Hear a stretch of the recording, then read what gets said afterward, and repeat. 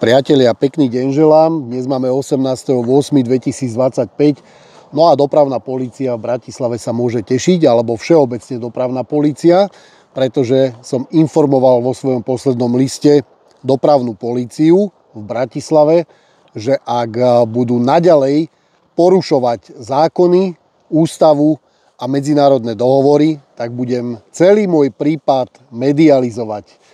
A to sa práve stalo, pretože som si prevzal posledné listy od riaditeľstva dopravnej polície v Bratislave a nižšie postaveného orgánu. Takže bude to na viac videí, ale máte sa na čo tešiť a ja už teraz avizujem, že tí, ktorí majú zaplatiť nejaké pokuty, ich nemusia vôbec platiť. Môžu si najskôr pozrieť moje celé video, čo v ňom budem rozprávať, pretože sa ľahko v ňom môžu vidieť všetci a aj tí, ktorí nemajú žiadne potýčky s políciou, tak jedného dňa ich môžu mať, pretože arogancia, svojvôľa je na brutálnej úrovni.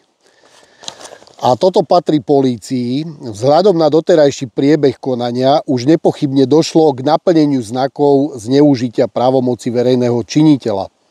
Vaším prístupom vedome a svojvoľne podrývate dôveryhodnosť Policajného zboru Slovenskej republiky v očiach verejnosti. A vy to veľmi dobre viete. Povýšenecké ignorovanie práv občanov, odmietanie odpovedí, represívny charakter zásahu a snaha obchádzať zákonné postupy nie sú prejavom prevencie, ale čistej represie a účelového vyberania pokut. Tlačíte do kúta nielen mňa, ale aj stovky, možno tisíce ľudí, ktorí zažívajú rovnaké bezprávie, ako ho zažívam ja už 9 mesiacov. Dobre počujete, 9 mesiacov. Z občanov robíte iba obyčajných poslušných otrokov a z verejných činiteľov nadradených beztrestných vykonávateľov moci. Tento stav je neprípustný a musí okamžite skončiť. V prípade pokračujúcej nečinnosti pripravujem zverejnenie celého prípadu, vrátanie dôkazov, zvukových záznamov, fotografií, videí a kompletného časového priebehu zásahu a následných podaní. A to sa teraz momentálne deje, pretože ste ma úplne odignorovali a mne iné nič nezostáva, len natočiť o tom video a zmedializovať celý prípad, aby ľudia vedeli, že čo tu máme za chrapuňov, akých policajtov, aké bezprávie konajú a páchajú na občanoch Slovenskej republiky. Celá kauza bude medializovaná prostredníctvom televízií a všetkých hlavných online platformiem, vrátane YouTube, Facebook, Instagram, TikTok, Pinterest, Telegram, VKčko, Xko, Rumble, Tumblr, Reddit, Quora, Patreon a ďalšie. No a chcem vás upozorniť, ako som vás upozornil v liste, vážená polícia, že poniesiete plnú osobnú aj profesionálnu zodpovednosť za dôsledky tejto verejnej diskreditácie a straty dôvery verejnosti v zákonnosť a čestnosť polície. Toto je len úvod, aby ľudia vedeli, že konáte v rozpore so všetkými princípmi zdravého rozumu, konáte v rozpore so zákonmi, s ústavou aj medzinárodnými dohovormi. A ja toto nenechám len tak.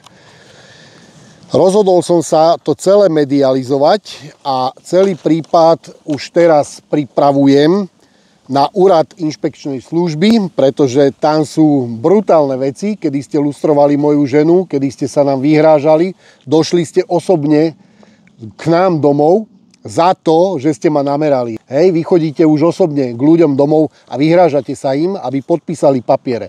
Našťastie som to všetko nahral a mám to zdokumentované aj vo videu. Čiže idete všetci zúčastnení na úrad inšpekčnej služby.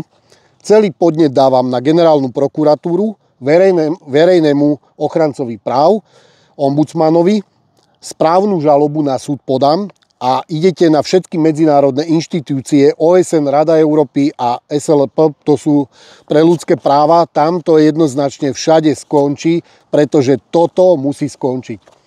Všetkých ľudí vyzývam, ktorí zažívajú presne toto, čo som teraz spomenul vo videu, vyzývam, aby sa ku mne pripojili a registrovali sa na stránke Fuck the System, čiže fuck-system.sk a všetko spolu napíšte do vyhľadávača, otvorí vám stránku, jednoducho sa registrujte, pripojte sa ku mne, zanechajte na seba telefónne číslo a e-mail a sledujte ďalšie moje kroky, pretože to bude brutálne. Už stačilo.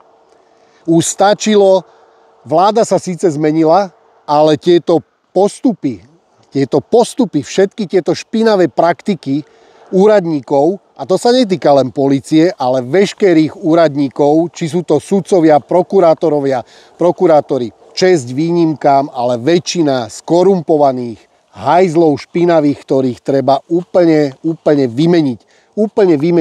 Všetko v tomto štáte treba zmeniť. A na to slúži stránka fuckthesystem.sk.